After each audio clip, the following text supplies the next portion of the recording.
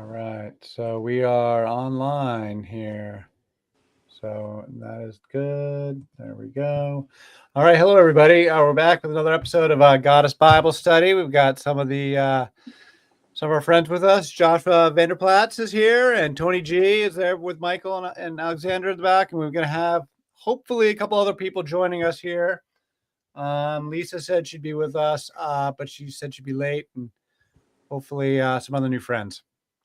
So can everybody hear me? We're all sounding good? Sounds good. All right, great.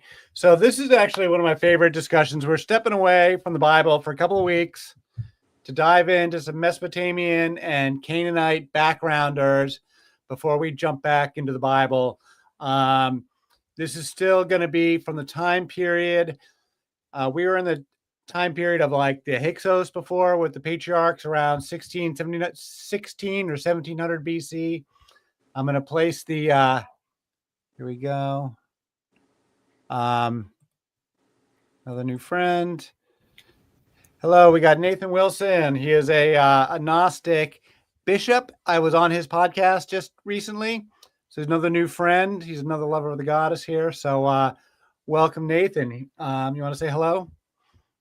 Hello, everyone. Thanks for having me, Edward. Lovely meeting everyone. It's an honor to be here. As always, listening to you, Edward. Thank you so much for the opportunity. Well, great. Thanks to have you here. All right. So I was just saying, so we are late Bronze Age, between just before the Exodus and between the Hyksos and the Exodus, when the Israelites would have been enslaved in Egypt in the timeline. They're enslaved for like 400 years, right? So we're going to be diving into the Canaanite and Mesopotamian mythology and culture from that time period. That's going to set the background for when we get into the Bible and the reformers and everything that's happening then. So what we're going to be talking about here is the transition from the Bronze Age to the Iron Age. We see a loss of status for both women in the culturally and of the goddesses mythologically. They go hand in hand. And specifically, at the heart of it is their sexuality. Women's under matriarchy, women's sexuality is not constrained because you're not tracking the baby daddy.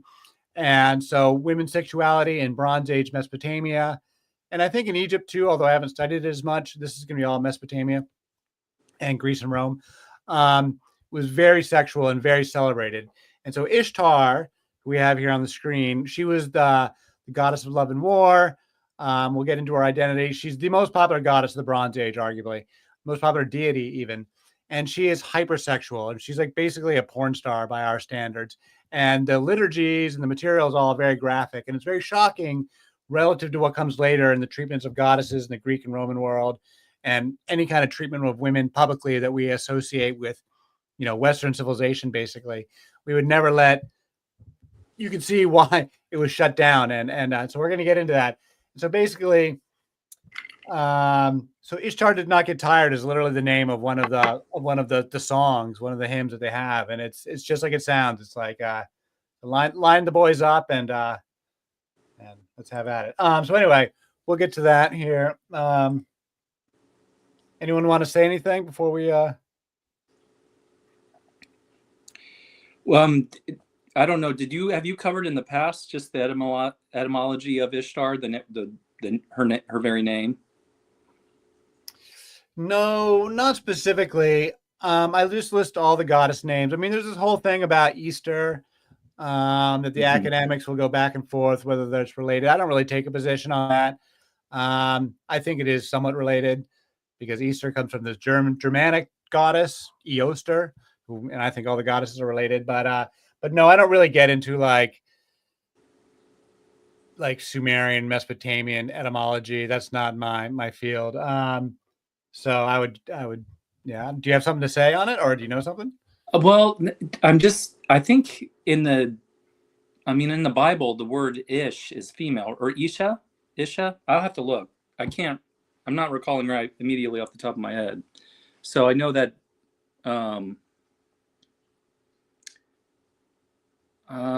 something like that. There's something with her name and woman or female in Genesis. I'll have to reacquaint myself. I don't know anything about that.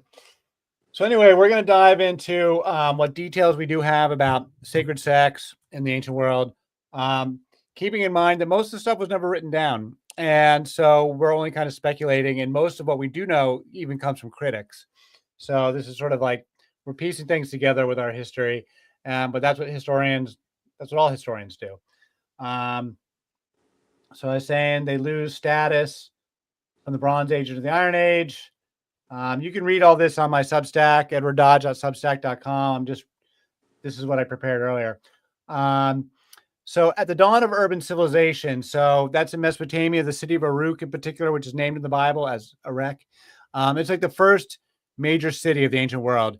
First city to get to like 50,000 people, or like maybe even 80,000 people.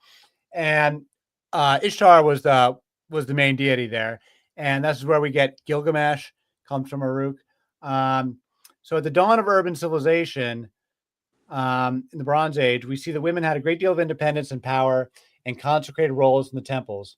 The Kadesha that we were talking about last week are only one category of free women who lived in the Bronze Age Mesopotamia. Matriarchal families coexisted alongside patriarchal families for a long time. Elite women ran businesses. They could read and write. They engaged in far-flung trade. They bought and sold property and slaves, met with the king, spoke to men as equals.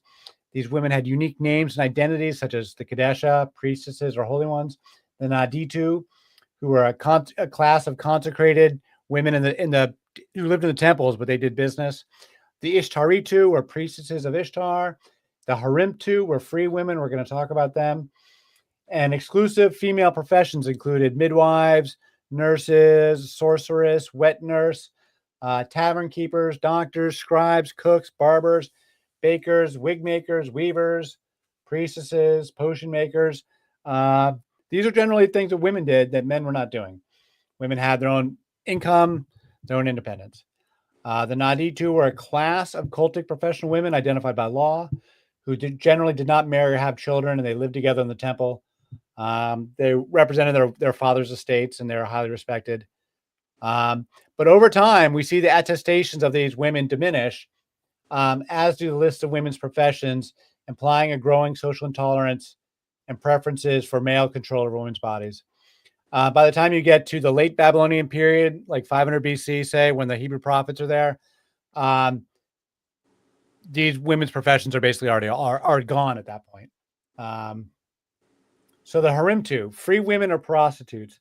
So this Julia Sante was an academic, and she did some very important work to identify that the Harimtu, which had been traditionally referred to as prostitutes, were actually a class of women that were just like single independent women, just like you see in the modern secular world today.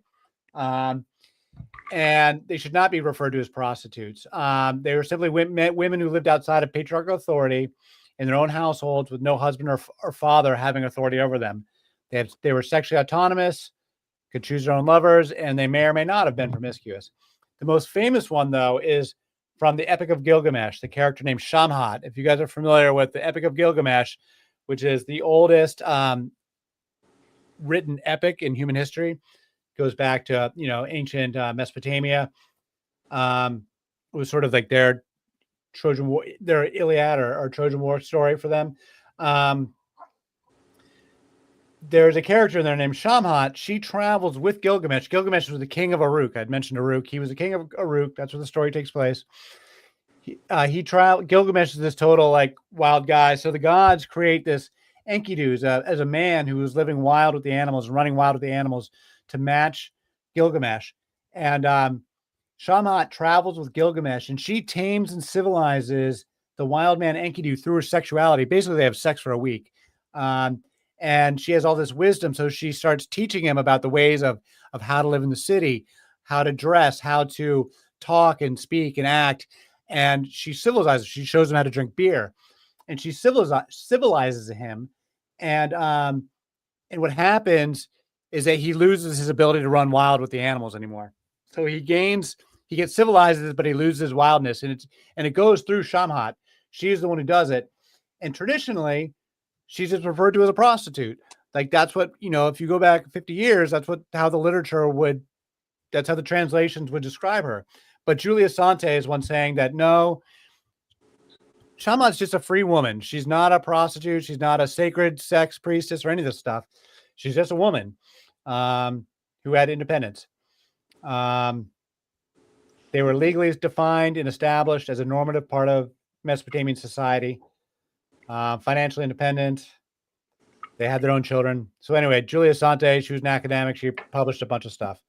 The cultures of this time in ancient Near East, they were openly sexual, using sex in magic and agricultural rituals, and the basic existence of ritual temple prostitution is well established. Although this is something that, contemporary academics, the current generation of academics really actually objects to they've taken upon themselves to deconstruct. The postmodernists have decided that temple prostitution is just a myth and it never happened and yada, yada. And I think they're totally wrong. As we're going to see, there definitely was ritual sex and there definitely was, we just wasn't written down. So we don't know all the details. But brothels were common in the neighborhoods around goddess temples all the way through the Greek and Roman era. Thoroughly well documented. In the early Sumerian period, women's unrestrained sexual desires were idealized and celebrated. And then by later periods, these women were seen as fearsome and threatening. The high goddess Inanna Ishtar was explicitly a prostitute. She's the courtesan of the gods, whose raw sexuality was on display. And extensive amounts of erotic art were found all over Mesopotamia, and it was common in public spaces. Greek and Roman laws expansive on all the behavior and taxation of prostitutes and all this. And then, these brothels were open all the way until the Christian era, when the Christians under Constantine started to shut them down in the 4th century AD. And we were going to talk about this. So we know this stuff was happening. We know that there was sexuality in the temples. So the sexual freedom of women comes to be seen as more than simply an obedience problem, but a genuine danger to society in the Iron Age. Free women were seen as a threat to the patriarchal social order and inheritance, and many were castigated as witches. All right, so now we'll get into some of the material. Any questions? I'm sorry, my nose is itchy. All right, so one of the oldest written legends that we have is the birth story of the legendary Sargon of Akkad. He's the world's first military emperor. He was Sargon the Great. He's the first guy to ever get the title of the Great. He's around 2300 BC. He leads the Akkadians. They defeated the Sumerians, and they had a mini empire for about 400 years.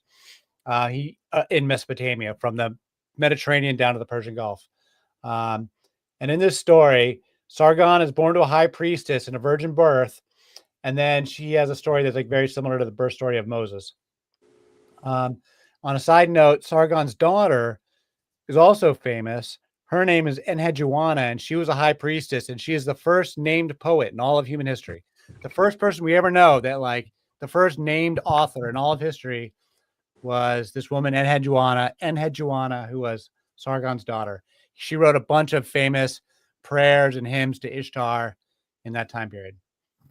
So anyway, this is the birth story of Sargon of Akkad. My mother was a high priestess. My father I knew not, i.e. a virgin birth. The brothers of my father loved the hills. My city is Azuparanu, which is situated on the banks of the Euphrates. My high priestess mother conceived me. In secret, she bore me. She set me in a basket of rushes. With bitumen, she sealed my lid. She cast me into the river, which rose over me. So that's clearly the birth story of Moses was adopted from this and reused 1,000 years later for Moses, where the baby is put in the basket in the river and sent down the way. The river bore me up and carried me to Aki, the drawer of water. I'm pretty sure that Aki is the king. Aki, the drawer of water, took me in as his son and reared me. Aki, the drawer of water, appointed me as his gardener. To be a gardener in Mesopotamian world was a very esteemed thing to do. So while I was a gardener, Ishtar granted me her love. So the great goddess Ishtar granted me her love. And for 4 years and blah, blah, blah, I exercised kingship. The black-headed people, I ruled, I governed. That's what the Sumerians called themselves, the black-headed people. So anyway, it's a very short story, but basically born to a high priestess in a virgin birth, cast in the river, picked up by the king, and then Ishtar granted the blessings, and he became the mighty Emperor Sargon. Questions? Comments? Something I could add as well, symbolically, in the Sure. Greek word for parthenos, for virgin, and like this for the virgin birth, that can also be in reference to someone born under the star sign of Virgo. So someone under a certain star sign as well, and that could be also an honoring of a certain god or goddess as well. So pretty cool. And All right. you're 100% right as well within the virgin birth without knowing the father. Priestesses could give birth because they chose their own partner, and that marriage or spiritual marriage or consummation, I should probably say, would be regarded as the virgin birth as well. And sometimes there was the belief within ancient Greece that Zeus could shapeshift and sometimes could sleep with mortal women. And the cult of Aphrodite, they would go to the ports once a year and sleep with a random sailor. One of them sailors could be Zeus or a god shapeshifting, and thus they could give birth to a demigod or someone who'd bring renown to their city. Thank you very much for that. And that's going to fit right in with what we say later. And yeah, the priestess get pregnant, and then in the mythology, it becomes born of Zeus, and it gets euphemized as this. There's many, many famous characters who have virgin births. Helen of Troy is a child of Zeus.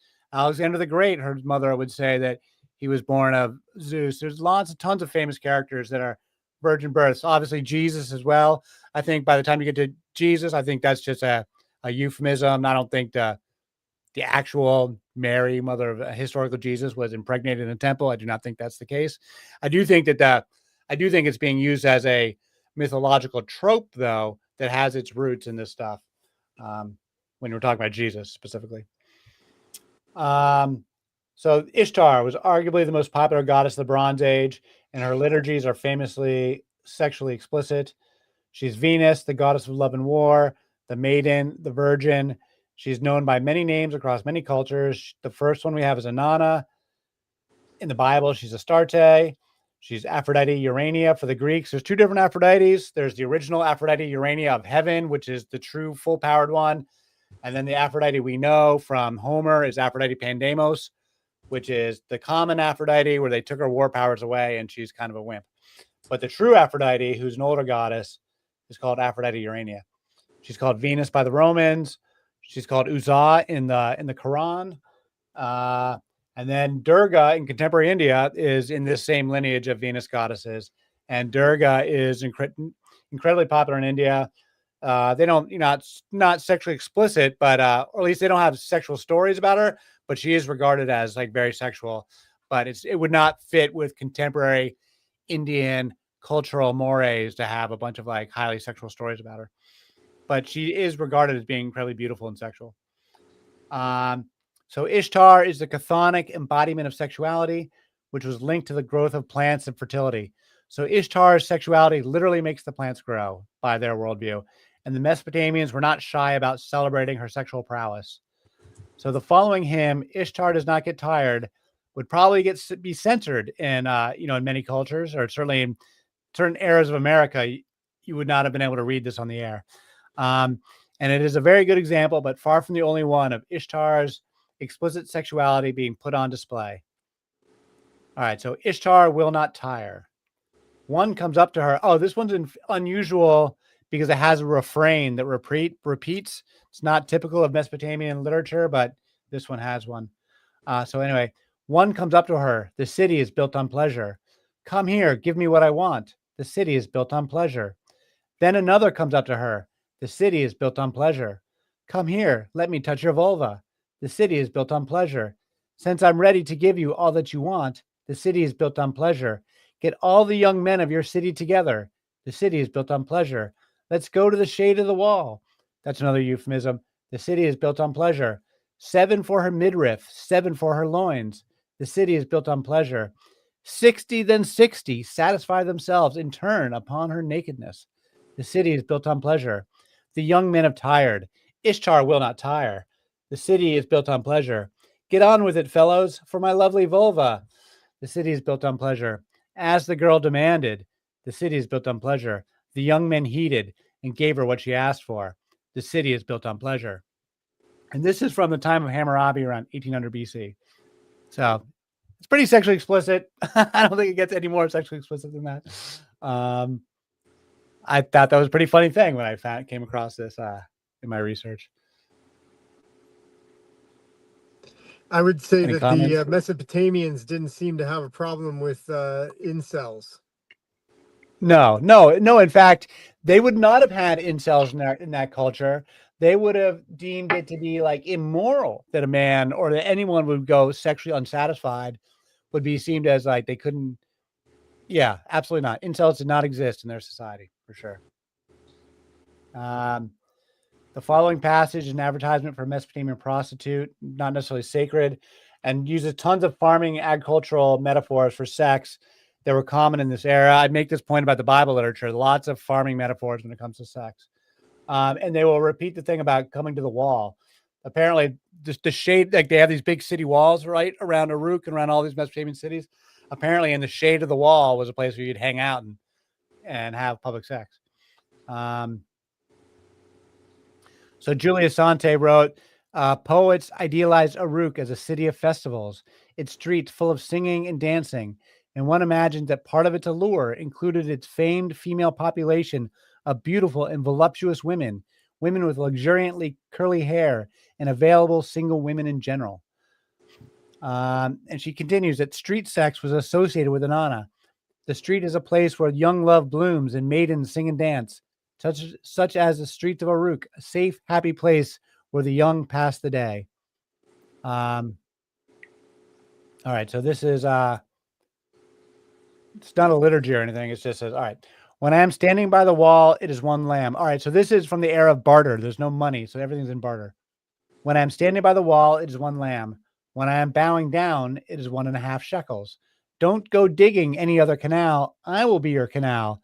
Don't go plowing any other field. I will be your field. Farmer, don't go looking for any other moist patch. I will be your moist patch. Which it's pretty funny too. You said it's not in the land. It's not in a time of. It's in a time of barter. But what's the shekels there? A shekel was a weight of silver. It wasn't a coin. It's like okay. it's just a standard weight. Later on, it gets turned into coins, but in this era, they did trade silver, so it was a shekel of silver, but it wasn't like a coin per se. Yeah, Coins don't come along till later. All right, so then later on in the Middle Bronze Age, we find these Akkadian wisdom texts that advise men not to marry any of these sexually free women who populate their culture. They mentioned a few of their names, some we already heard, and why the young Mesopotamian men should avoid these women. So this is Akkadian Councils of Wisdom from 1500 BC. Do not marry a Harimtu, the free woman, whose husbands are legion, and Ishtaritu, a priestess who is dedicated to a goddess, a Kalamusitu, a courtesan who gives her favors to all. In your troubles, she will not support you. In your fights, she will sneer at you. She does not know respect and submission. Should she dominate your house, get rid of her, for she has directed her attention to another's footfall. 1500 BC. So we're starting to see it. They're steadily losing altitude here. And then we're going to jump forward into like the Iron Age Greeks and Hebrews, and we're really starting to see it shut down. Now we're going to go to the Bible. Prophet Jeremiah, he lived in the First Temple period. He's a big player in the reforms of King Josiah that were, Yahweh alone and shutting down the Asherah, the mother goddess Asherah. He was a real champion of it. And then he was part of the exile. So he goes into, he's there when the Babylonians sacked Jerusalem, and he gets sent into exile where they continue to have these big arguments about the Queen of Heaven. Jeremiah 44:4 is like, he criticizes the women, says, all your fault for worshiping the Queen of Heaven. The Babylonians wouldn't come and wrecked us if it wasn't for you. And the women say, piss off, Jeremiah. It was only because we stopped worshiping her that things went wrong. Anyway, that's another one for another day. This is Jeremiah 3. Yahweh said to me, have you seen what faithless Israel has done? She has gone up on every high hill and under every spreading tree and has committed adultery there. I gave faithless Israel her certificate of divorce and sent her away because of all of her adulteries. This is just one of many mentions in Jeremiah that are similar to this. They commonly talk about the Israelite women going up on the high hills where they have the sacred groves of Asherah and, and doing their thing there. And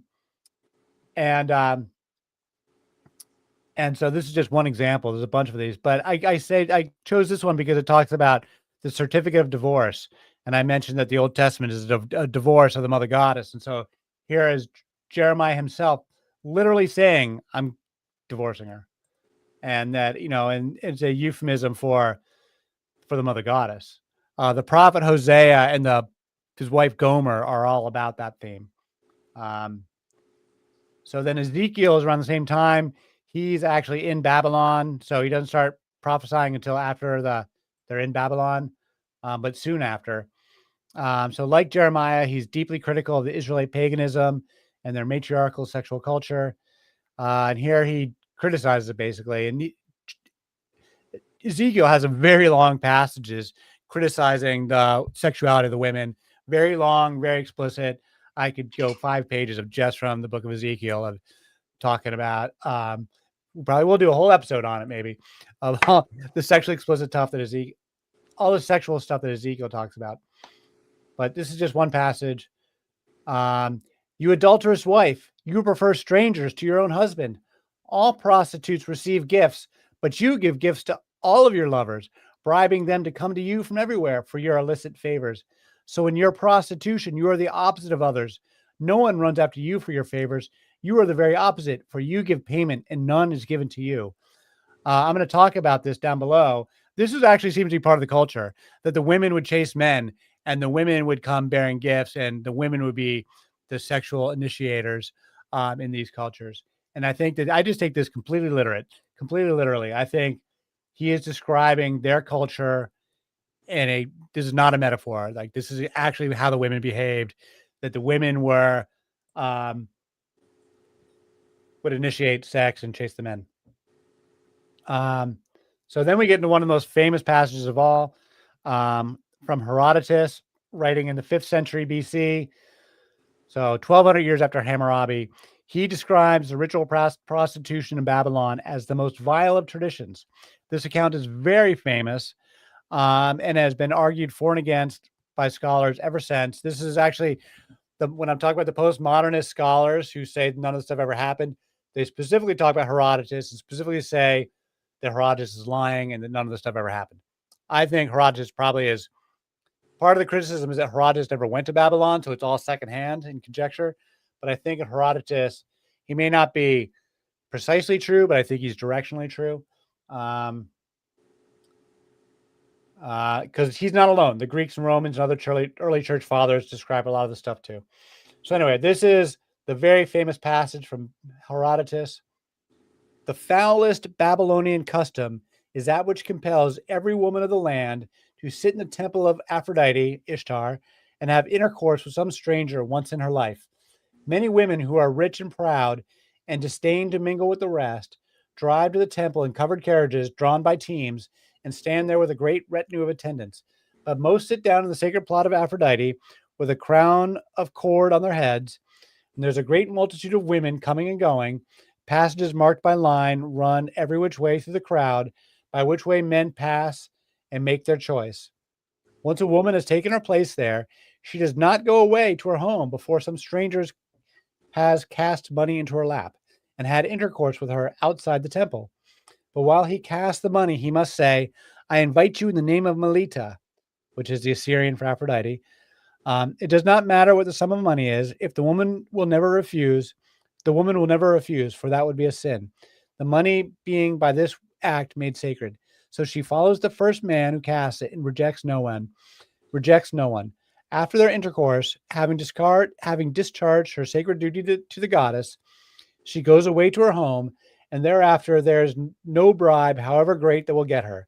So then the women that are fair and tall are soon free to depart, but the uncomely have long to wait because they cannot fulfill the law. For some of them remain for 3 years or 4. There is a custom like this in some parts of Cyprus.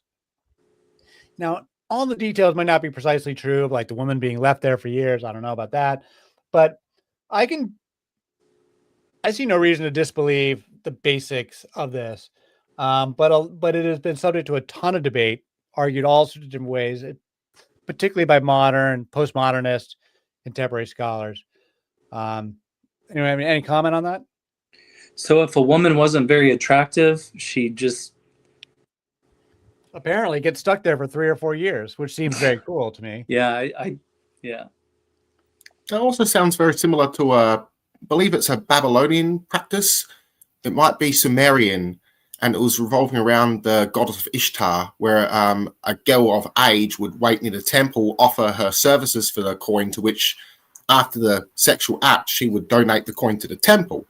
So it was so much of a act of worship, basically. And again, that I reckon that could also tie in with the belief of demigods shape-shifting into human form as well. Maybe that's just my two takes on it. Another thing I want to mention too was in the previous thing that you read with Asherah and the hill. I seen that with the tree and the high hill in with the Canaanite prayer dedicated to Asherah and El. It would mention about Asherah being in the mountains and El being in the high place above the mountains. So that would be a place of worship.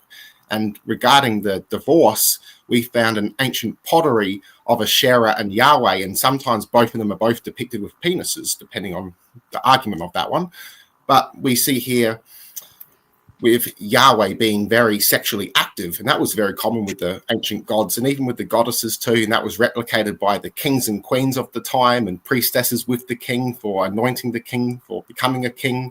There were also the birds of Ishtar, which that word will later be derived into the Greek word, so the Greeks would borrow it, and they would use it for Parista, sorry if I butchered that word, and Pallades. And that could also be in reference to the doves or owls of Ishtar, doves and owls also being referenced to sacred prostitution, or priestesses and goddesses as well, such as Athena taking on the form of an owl, Ishtar, owls, and also doves, the Virgin Mary recorded as a dove in the temple, all that sort of stuff, all symbolic stuff, pretty cool.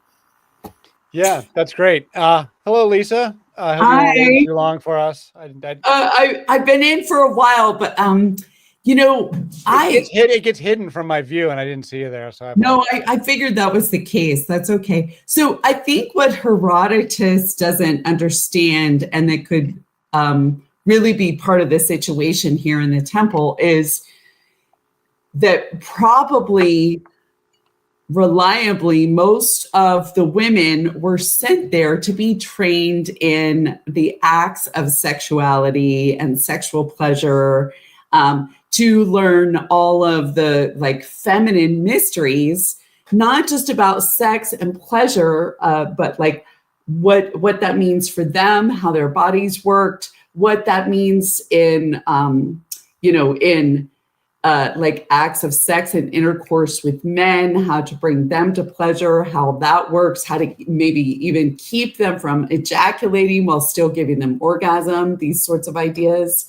And that they were also learning probably how to control their fertility, so that they spent a certain amount of time there getting this sort of training, and then they had to at least once carry out the act and sort of prove that they know what they're doing before they're allowed to leave. And I think a lot of them end up staying, not just because, say, they're not comely enough or whatever, but that they probably choose to kind of, have more sovereignty unto themselves by staying within the temple of Aphrodite Ishtar.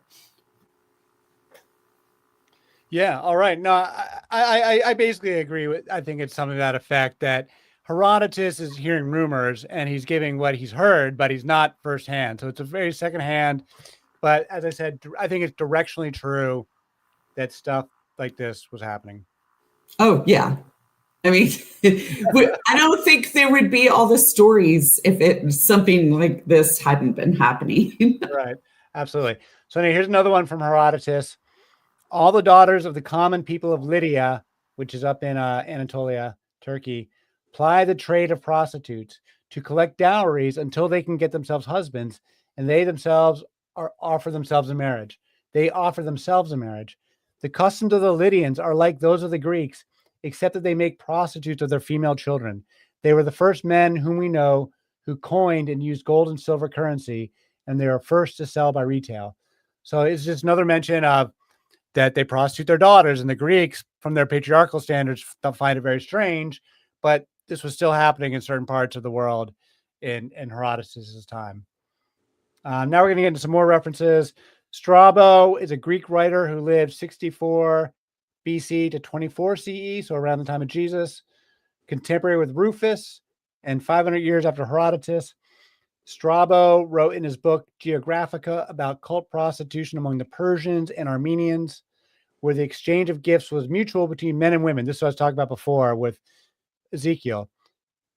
Sicily is an Anatolian city now known as Erzincan. So I apologize for my butchering languages. Anitis was a Persian goddess similar to Ishtar. All right. So now the sacred rites of the Persians, once and all, are held in honor by both the Medes and the Armenians.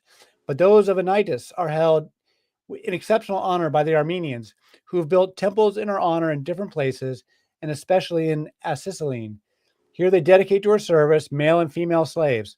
This indeed is not a remarkable thing, but the most illustrious men of the tribe actually consecrate to her their own daughters while maidens, and it is the custom for these first to be prostituted in the temple of the goddess for a long time, and after this to be given into marriage, and no one disdains to live in wedlock with such a woman.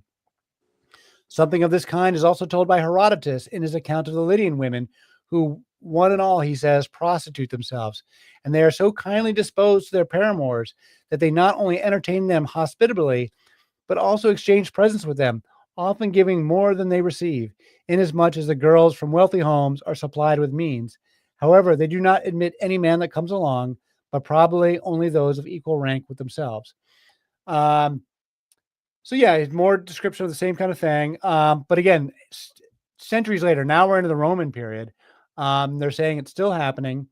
And that in certain cultures, respectable women, and it kind of makes sense that, girls be allowed to sow their wild oats, so to speak, for a few years, have their fun before they get married and settle down with a man and start having babies. Kind of makes sense. It's not really that much different from modern women. I think it's really safe to say that the Persians were an extremely tolerant and I mean, just that description there, it showing both men and women being dedicated to the goddess in that situation and seeing like they were learning the arts of something we definitely don't understand the Persian culture. I guess that's the only comment I want to make here. I think we don't understand a lot of cultures. Yeah. So Quintus Rufus, who died 53, was a Roman senator and author of an important history of Alexander the Great, where he describes a sexually permissive culture in Babylon, where Alexander died in 323 BCE. He's not describing ritual prostitution, but he makes it clear that Babylon was a sexually free society. There's a footnote. After Alexander died in Babylon had been like the greatest city in the world for like 1,500 years at that point, but it was already in decline, and it declined steeply after Alexander, and Babylon was like uninhabited like 200 years later. Alexander's stop in Babylon was longer than anywhere else, and here he undermined military discipline more than in any other place. The moral corruption there is unparalleled. Its ability to stimulate and arouse unbridled passions is incomparable. Parents and husbands permit their children and wives to have sex with strangers as long as this infamy is paid for. All over the Persian Empire, kings and their courtiers are fond of parties, and the Babylonians are especially addicted to wine and the excesses that go along with drunkenness.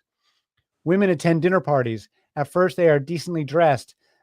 Then they remove their top clothing and by degrees disgrace their respectability until, I beg my reader's pardon for saying it, they finally throw off their most intimate garments. This disgusting conduct is characteristic not only of courtesans, but also of married women and young girls who regard such vile prostitution as, quote, being sociable. Which, I don't know, might be fun.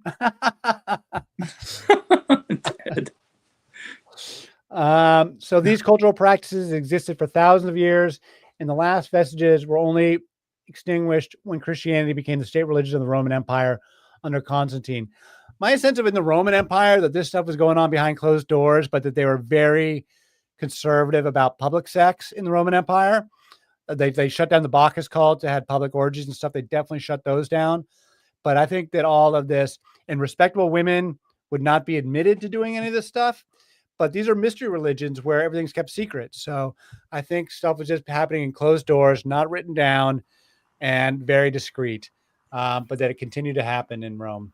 They probably had some like secret sort of clubs or societies that specifically engaged in, these kinds of like parties and so on. Yeah, I mean that's what the mystery religions were. I mean they were all secrets. So Eusebius of Caesarea is an early church father who wrote very important early histories of the early church. And he wrote a biography of Emperor Constantine, the first Roman emperor to convert to Christianity and who made it the state religion of Rome. And he began the systematic and violent purging of the pagan religions.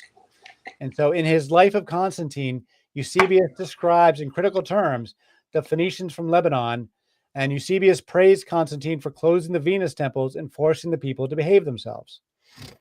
All right, so Phoenicia, which is Lebanon, a hidden and fatal snare of souls in the province of Phoenicia. Go away, dog. Shoot. This was a grove and temple, not situated in the midst of any city, nor in any public place, on the summit of Mount Lebanon, and dedicated to the foul demon known by the name of Venus. It was a school of wickedness for all of the votaries of impurity, and such as destroyed their bodies with effeminacy. Here men undeserving of the name forgot the dignity of their sex. They've got eunuchs and transgender people. And they propitiated the demon by their effeminate conduct. Here, too, unlawful commerce of women and adulterous intercourse with other horrible and infamous practices were perpetrated in this temple as in a place beyond the scope and restraint of law. Meantime, these evils remain unchecked by the presence of any observer, since no one of fair character ventured to visit such scenes. These proceedings, however, could not escape the vigilance of our august emperor, who, having himself inspected them with characteristic forethought, and judging that such a temple was unfit for the light of heaven, gave orders that the building with its offering should be utterly destroyed. Accordingly, in obedience to the imperial command, these engines of an impure superstition were immediately abolished, and the hand of military force was made instrumental in purging the place. And now those who had heretofore lived without restraint learned self-control through the emperor's threat of punishment. Wow. I think this guy sounds jealous. And there's one last quote, and this is the last quote I've got, also from Eusebius. We may instance the Phoenician city Heliopolis, in which those who dignified licentious pleasure with a distinguishing title of honor had permitted their wives and daughters to commit shameless fornication. But now a new statute, breathing the very spirit of modesty, proceeded from the emperor, which peremptorily forbade the continuance of former practices. What's interesting though there, Ed, is you hear this in Herodotus, which is predating Christianity, this by a long time, by like 800 years, 900 years. 600, yeah. Oh yeah, more than that. Yeah. So you already see this like movement towards more, what's the word we would use for this? Like a more chaste, patriarchal, conservative, whatever, I don't know how to frame it accurately in historical terms, but definitely seeing a more suspect view towards sexuality in these years here. Absolutely. And as just a little side note, that this temple he's describing in Heliopolis is actually a very famous site. It's called Baalbek today in Lebanon, and it has some of the most magnificent temples of the entire Roman Empire. There was 3 of them there. There's a temple of Jupiter that had formerly been for Baal, because this was a Phoenician site before it was a Roman site. Bacchus had previously been Dionysus, and the Venus temple had previously been Astarte. It was sacred to the Phoenicians and later rebuilt by the Romans. But the Jupiter temple of Baalbek contains the Trilithon. Are you guys familiar with that? These 3 megalithic stones that are the 3 biggest stones that have ever been cut and moved by human beings ever in history. They're like 900 tons apiece, and they're lifted like 30 feet up in the air, and no one knows who did it or how they did it or how they moved them. It's like one of these engineering feats of the ancient world that we don't know how they did it, and it wasn't the Romans, because the Romans kind of buried it. The Romans built on top of those things and didn't show them off, and never made claim to have done it. So yeah, it was a long sacred site. And another interesting thing is that there's other temples of Venus that Constantine touched on. There's one in Jerusalem, and you know what the temple of Venus in Jerusalem? What happened to that one after Constantine came through? I'm a Christian church. Christian? What's that? It was a Christian church built on top of it, yes? a very specific one, though. I've forgotten exactly which specific one. So It's to the give Church me of on the that. Holy Sepulchre, where Jesus is buried. That was originally a Venus temple, and then when Constantine's mother came along and said, "Turn this into," we're going to say this is where Jesus died and was buried. And so the Church of the Holy Sepulchre, the most holy site or one of the most holy sites in all of Christendom, was a Venus temple. That's interesting because they just found evidence of like gardens under the Church of the Holy Sepulchre. This is just within the last month or two, or I don't know. I saw it on a headline that down below the Church of the Holy Sepulchre, they found remnants of ancient gardens or something like to that Well, extent. there's definitely caves down there. Yeah. Eusebius was also an interesting character. I forgot what work it was, but he records, not just him, there's another church father as well. He records a man called Judas Clearchos, and he's meant to be a great-grandson of Jesus, a son of Judah, I believe. What's interesting is Eusebius kind of whinges about the family of Jesus being Jewish Christian, not Catholic. Very funny.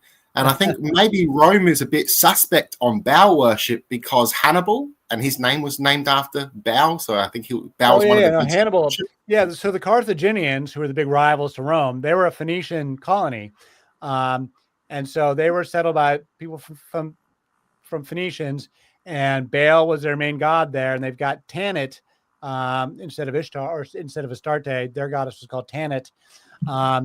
And so, yeah, they were the big rivals to the Romans, and Hannibal, who's the famous general who, fought against the Romans, he's named for Baal, Hannibal.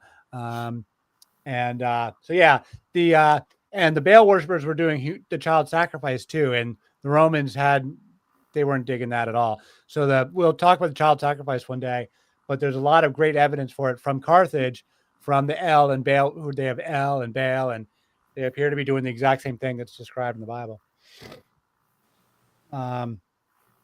So anyway, I've finished all the material. It's just open discussion, anything people want to say. I think it's pretty clear that there was sacred sex going on related to, the cycle of life, and it was celebrated. And then as we move into the patriarchal Iron Age, it gets shut down. I think this is very clear. I think it's pretty unambiguous, frankly. And I don't understand for the life of me why the contemporary scholars want to act like it wasn't happening. I mean, it's going to take people a very long time, obviously, to switch over from their pagan fertility rites and practices and things that feel good and give people ecstasy and healing and so on. It's going to take a long time for people to be willing to want to give that up, as well as obviously thousands of years, and still, people are still practicing some of this stuff. And it never completely went away. Correct. Never completely went away. And it was driven underground, but it survived. And ideas are quantum. They can exist in multiple places at once, and people can have the same idea that never met each other. And I think these ideas are just evergreen. I think a world without the Divine Mother is a very imbalanced metaphysics, and it's an incomplete worldview. And we've had it doesn't feel as good. And it's not nice. It's not pleasant. They had to beat it out of us with a stick, Not as beautiful. Not as rich. Yeah. I looked up that word ish for the Hebrew in the Old Testament, and ish is male or man, say man, and isha is woman. So we have that ish phoneme. And then you see it in Ishtar, and then Astarte or Ishtarte. You can kind of hear these sounds. Yeah. And that means star. So Istarte, Ish. So we have to think about this like that last week when we were talking about the rise of the written word and the rise of the patriarchy, that in the ancient world there was a real love of wordplay, of hearing sounds and playing with sounds. And so I find there's probably a lot just in these words that we're hearing that did get written down, but they're so close, whether it's Ish or Ishtar or Astarte or Asherah. You hear we're not really trained to hear the little subtleties of the tongue, but to the ancient world, before things were written down and we had to be exact or it's spelled this way, you have to imagine these cultures heard these words. And there's and other got examples of it confused or too, like didn't know what they were Zeus hearing. and Dios, and there's a whole bunch of different variations on the Sky Father that have a very similar analogous argument, for sure. And then back to the Easter, this is a good example of where the academics are at. It's sort of the popular trope that Easter comes from Ishtar, and the academics are like, no, it's not from Ishtar. Easter comes from Eoster, some Germanic springtime sex goddess. And then they want to act like there's no connection between Eoster and Ishtar. It's like, yes, they're all connected. Like, it's all connected. And so even if it's not straight line from where we get Easter, where whoever Christian thought up that holiday, probably somewhere in Germany or something, maybe they never met Ishtar, but it doesn't mean it's not still thematically related and linguistically related. Absolutely. I think language as well was obviously very masculine and feminine. Sorry if I cut you off, Lisa. Oh, no. I was just agreeing. No, I want to hear what you have to say. I was just going to say about the language itself is very masculine and feminine. The ancient Greeks knew this as well with their language, no doubt, Sumerians before them. So I think regarding of modern scholarship, hiding a lot of scholarship is very Christian as well, unfortunately, and this would make them feel very uncomfortable. They don't want to accept that all religions, and this includes all philosophies, have changed over time and have evolved over time. They might think their religion is special in this case, but it's not in that case. Nothing is outside of change. So for them to confront the idea that there was a goddess there, which is obviously there just by their language alone, you can find the word, say, Adam, and then you had Adama for earth, for Mother Earth, basically. You find everything masculine and feminine. The word in Greek for spirit, pneuma, that is feminine. Theo, feminine. Then you have theos, which is the masculine version, but I can argue that can be both masculine and feminine, as we have very ideas of masculine and feminine goddesses, of dual sex nature or dual sexuality. So the idea of we created in God's image, we see two Genesis stories. We have males and females coming together, which is an older belief. And then later on, we have the idea of males coming first because the idea of the women had to submit to man. But this was not the original case. We had them coming together. A lot more equality.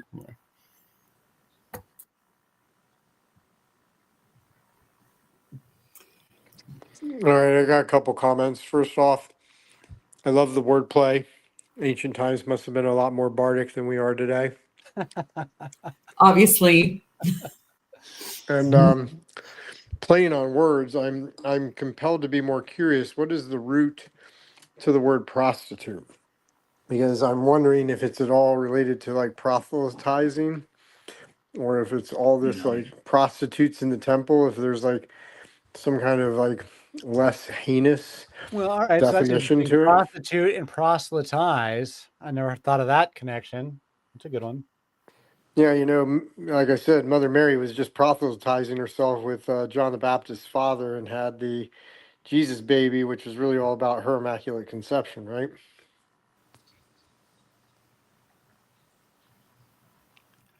Yeah, Or I mean, the Immaculate Conception is a wide open subject, I think, for us to, whether it's just metaphorical or if there's even any scenario where it might have been.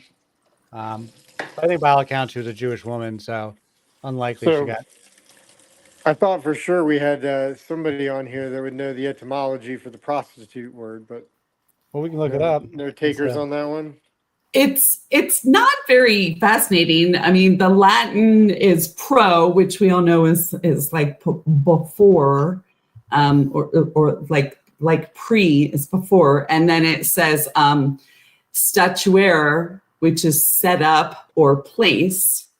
So then putting those together is prostituere.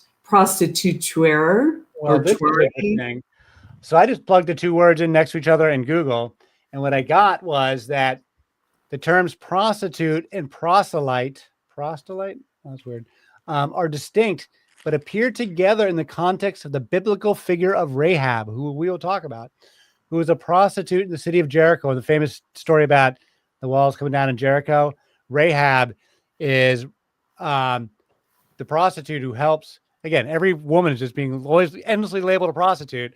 But that's what it says in the Bible. She's a prostitute who helps the Hebrews during this battle in the city of Canaan, and then converts to Judaism.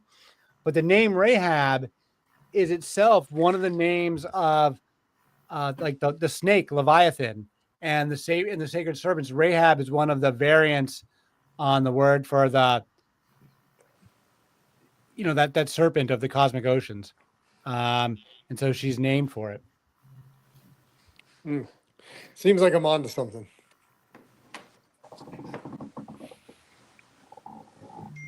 Yeah, my only guess would have just been it would have came out of sex worship. I mean, just my guess, basically. Yeah, I'm And just then thinking, basically, prostitute yeah. sounds a lot like it's got some kind of worshiping like foundation to it, Yeah, I see it. It says pro, which means before, but staturi, cause, to stand or to establish, to stand, make or be firm. So to make firm, and then it comes from the word stature. So like to hold or stand firm in stature. You think of, obviously you think of like erection or something like that before the erection. So there's probably some kind of connotation of, soliciting something before an erection. I think it's kind of funny too that if you sort of apply those roots to what they say about prostitution, the world's oldest profession, it kind of goes here too. Well, I think it is the world's oldest profession. It might have been the world's oldest religion too, For sure. I mean, it is, because once humans figured out, oh, this is where life comes from, like what could be more sacred and powerful and magical than that? But not only that, it feels good, so, I'm for it. I'm for that. I'm for fertility and fecundity. I am for the flourishing of, nature and human beings.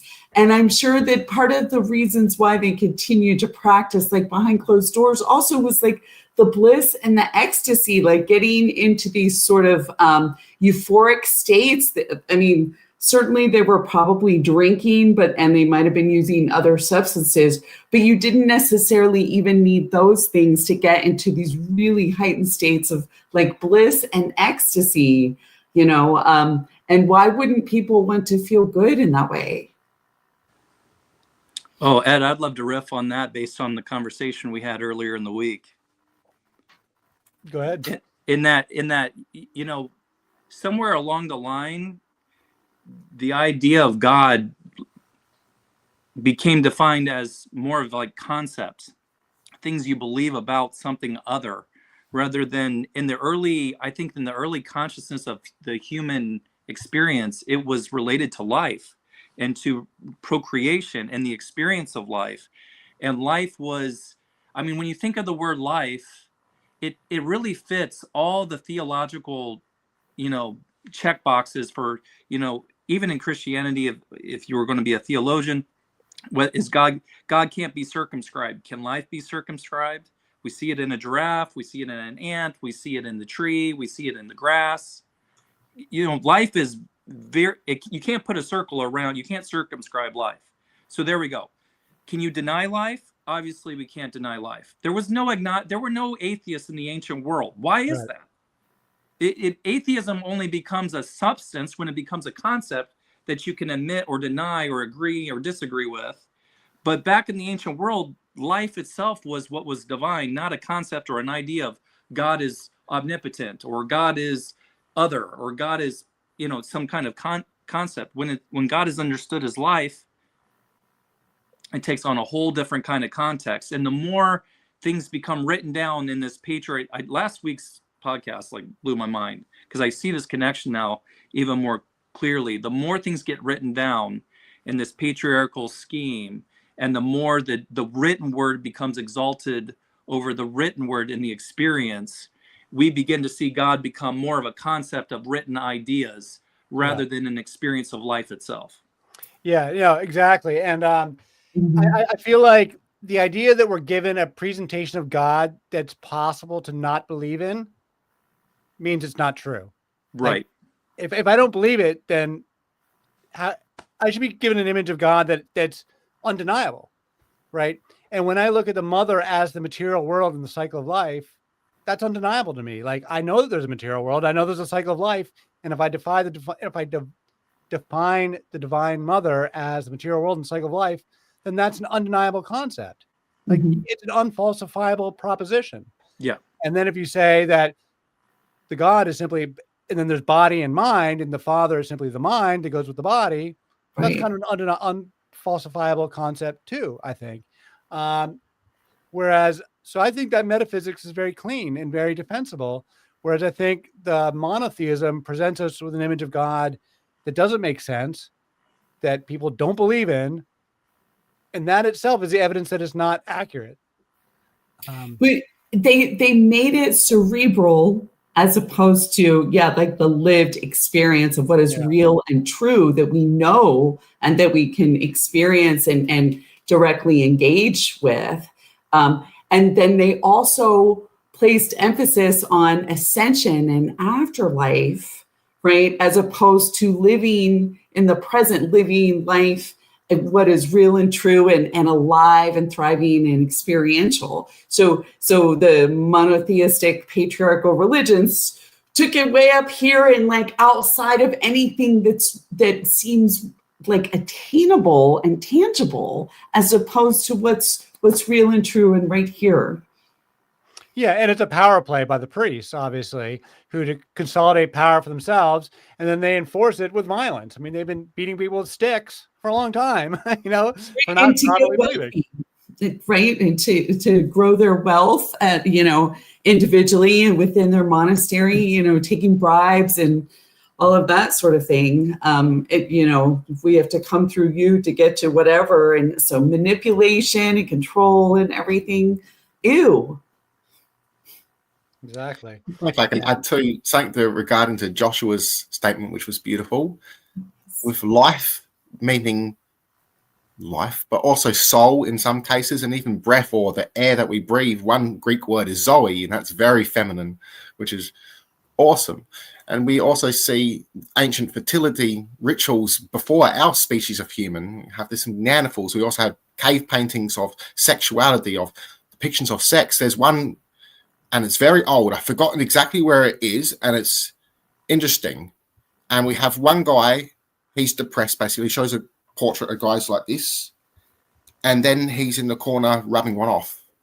And that's interesting. That's an ancient cave painting. Can't tell you what age, but you can go on Google and find it in a sense. It's pretty old. I think it's from the Neolithic era, so it's still Homo sapien, that one is. But that's pretty interesting. So it showed that he was depressed, alone, and you could see the act of sex would be the form of unification, and it'd bring balance as well, which is beautiful. So it's like I just want to add with it.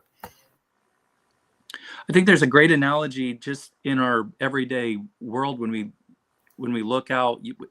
If you think of God and Goddess, if you have the sun shining imagine if the sun was all by itself and it was just shining in the sky, but there was no material for it to reflect upon. It wouldn't even know itself. It couldn't even see itself.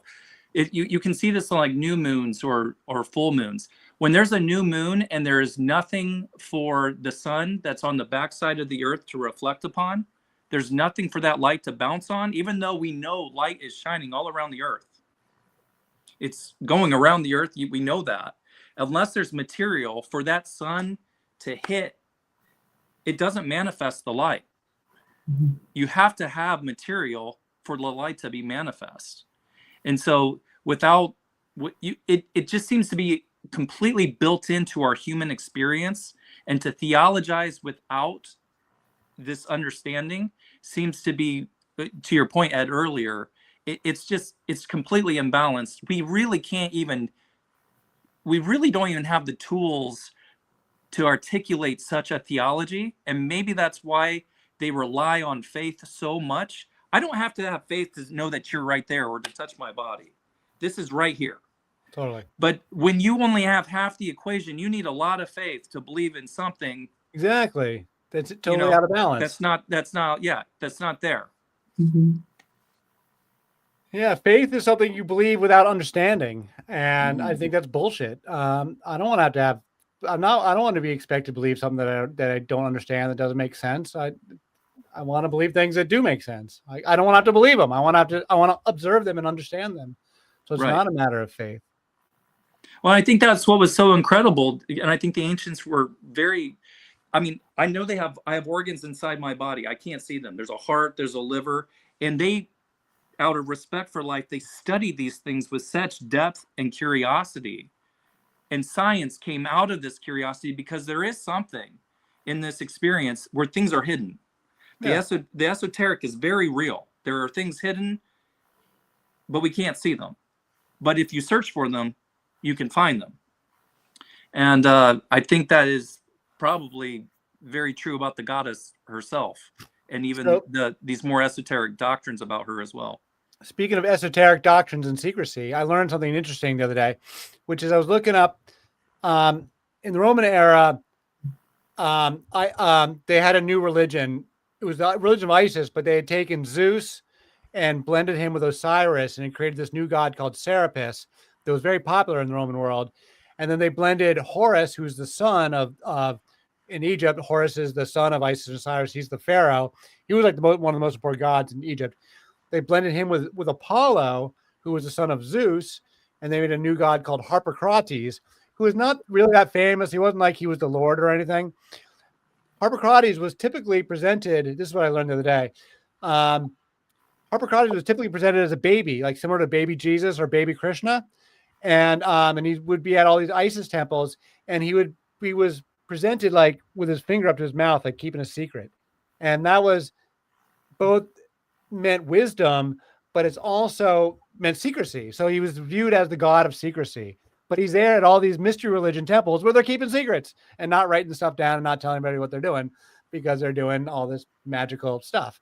But I think it's right there that they're keeping secrets. Then it doesn't take a huge leap of the imagination to wonder what they're keeping secrets about, you know? Well, I mean, we have these ancient dictums: "He who knows does not talk; he who talks does not know." You know, there were these things where you didn't want to. Jesus said it. You don't cast your the pearls mystery before religions were swine. enforced by law. They were Yeah, the Eleusinian mysteries. Like, you did not say what happened in there, and that was very, very serious. It was a very important religion. There was like most people did it, so everybody knew really. But like, well, yeah, because why is it that we tend to profane these things? You know, and holy things can be easily profaned. Just common people making fun of things, and so there is something about keeping things a mystery and keeping holy things holy, because most people don't take the time to want to study, or not really study, or just experience. yeah.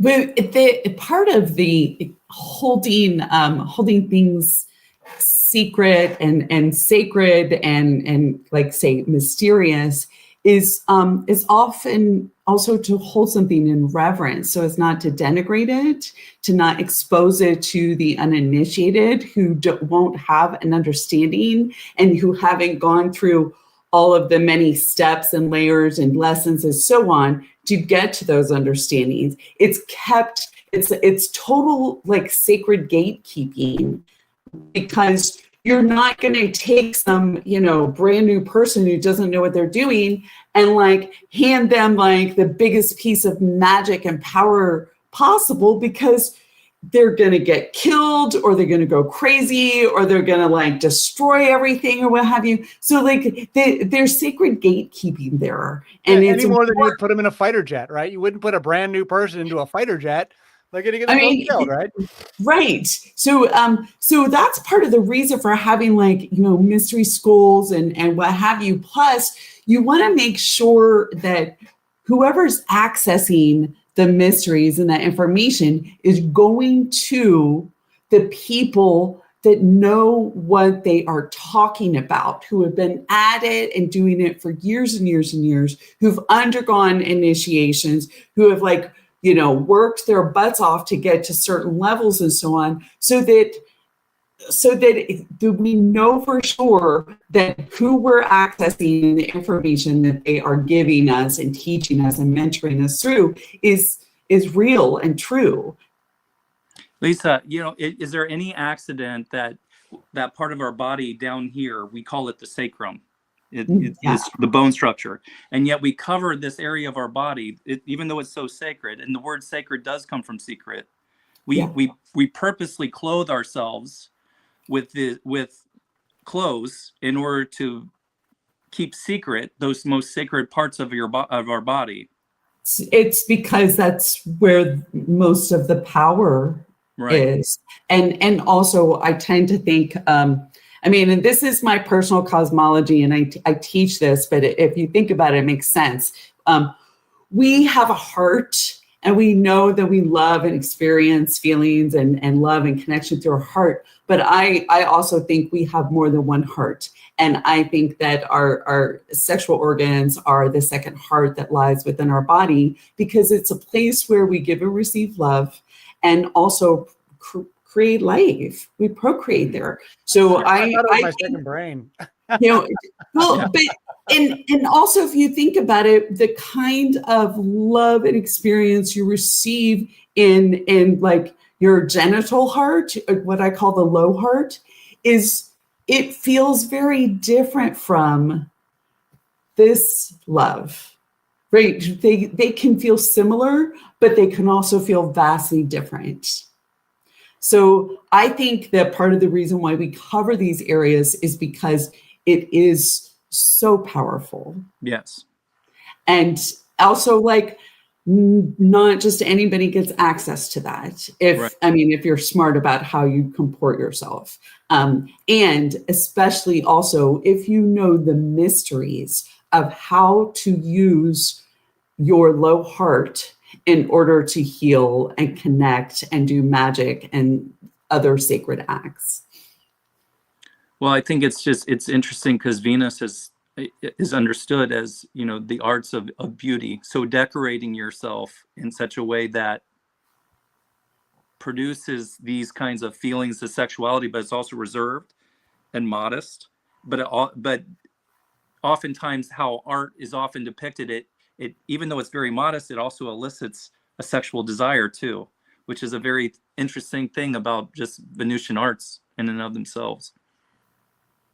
Yeah, and she's the goddess, it's the morning star and the evening star, which speaks to these dualities and hidden and visible, and it's been equated with Lucifer.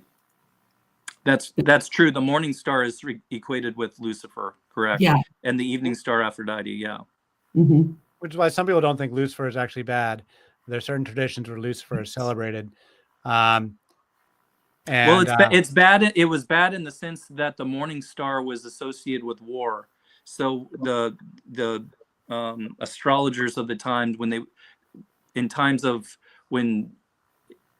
Venus was rising in the morning, Lucifer was rising in the morning. She had more of a quality of war. She was more malefic than in the evening star. She was more benefic. Well, she's a goddess of love and war. Yeah, the daytimes for fighting and the nighttime. That's exactly right. That still holds for the most part, Joshua, in modern astrology, that Venus as the morning star is more fiery and passionate and contentious, and she's more likely to just speak her mind without filtering and so on. So yeah.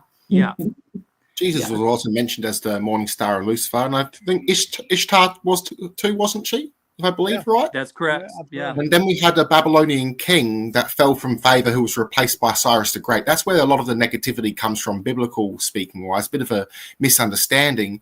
But the Lucifer concept of Christianity didn't really appear to the Latin Vulgate of the 4th century. So that came a little bit later regarding that Christian 4 as well, lost in translations. I think they didn't really want to use the Greek because of the heavy Gnostic elements in the Greek codexes. The Latin, I don't know any Latin, so I'd say that would have taken out a lot of the goddess elements, a lot of the gnosis in the text. In the beginning of John, we find Zoe, the life-giving spirit that proceeds from the Father. So that's the giver of life, the feminine aspect of God. And that goes back to the older traditions, so which is pretty neat.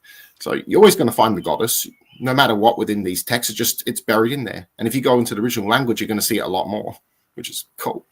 Well, you have Jesus who, in three different, you have Jesus who identifies himself like the serpent in the Old Testament that was put up on the cross where it healed people. And then you have he says, as Moses lifted up the serpent in the wilderness, so I will be lifted up. He associates himself with that serpent. He in one part, he says, be wise as serpents and innocent as doves. There we are again. And then, like your point just here, equating him with the morning star as Lucifer. We have a lot of interesting things of Jesus, playing with these motifs, or whoever's writing these things down is definitely not ignorant of them. For sure. Those There's associations were being made. Well, wouldn't that have been part of trying to take some of the older beliefs and understandings, the more pagan and animistic, and trying to bring them forth and make some associations, in part because of trying to convert people? Yeah, they're trying to win over pagans for sure. So they're using a ton of pagan motifs to win over the pagans for sure. Yeah. Then you had some also as well that were more open about it.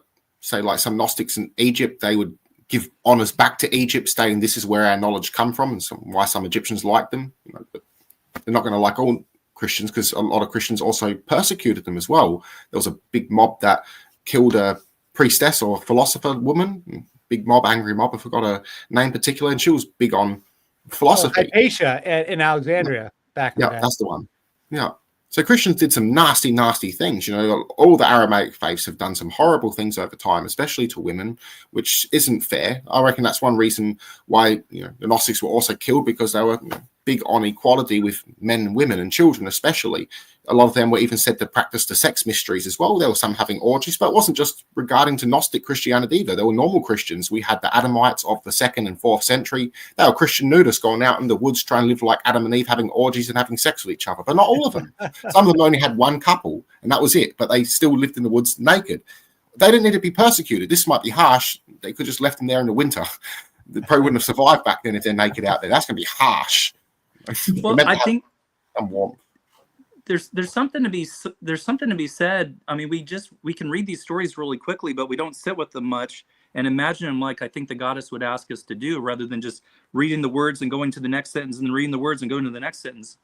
When you think of a snake, just the image of the snake, and you sit with that and experience what a snake is, it doesn't have fur. It has skin like us, right? It's naked, right? And it's very phallic. It can be limp and it can be very stiff and strong, right? It has an opening, venom comes out, things can happen. Life or death is in the power of that tongue of that serpent, right? And a woman who gets impregnated by a man can die from childbirth just as much as can bring life and joy to that child. There is a lot in the image of the serpent that we just don't sit with much.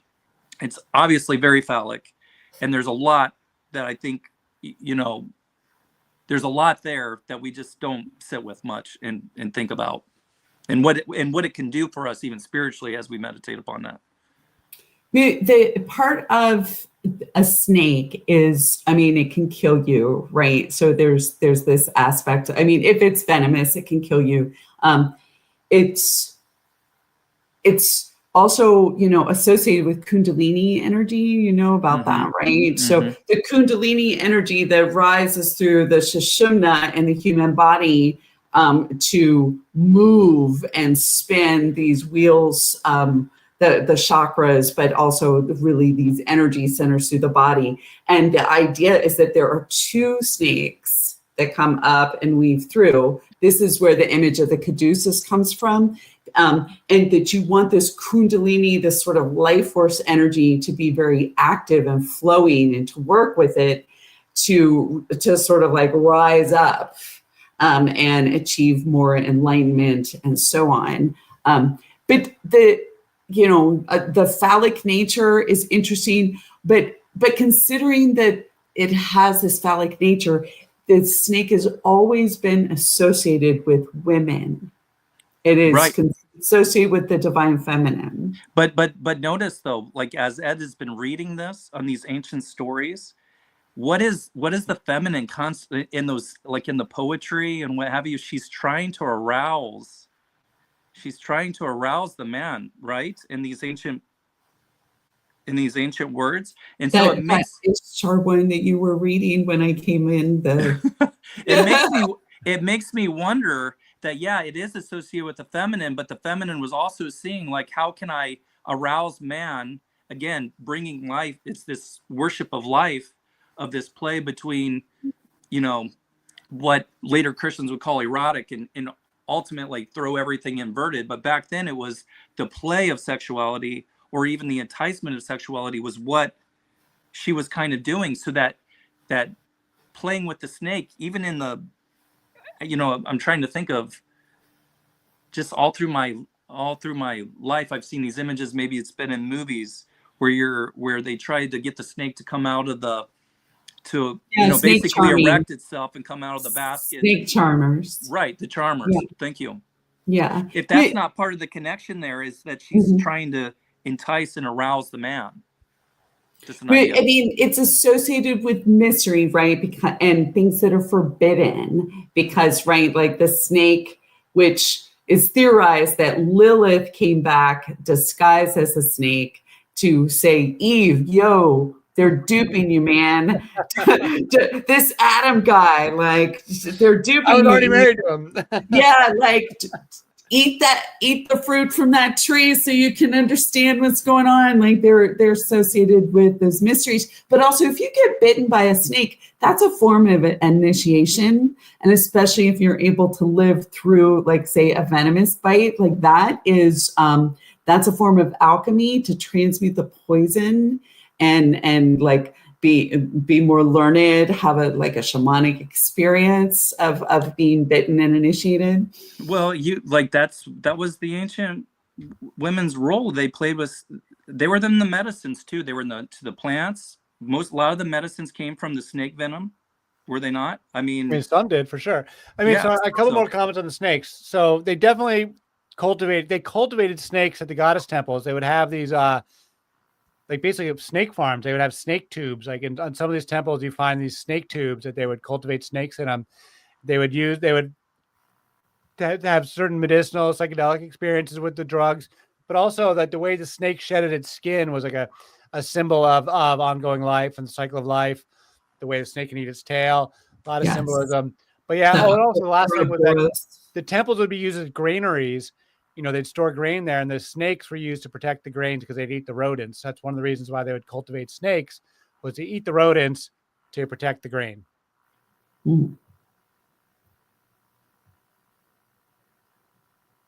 I think there's also that just sort of primal, sort of wild thing about snakes, and and that sort of more primal. They're very primeval, for sure.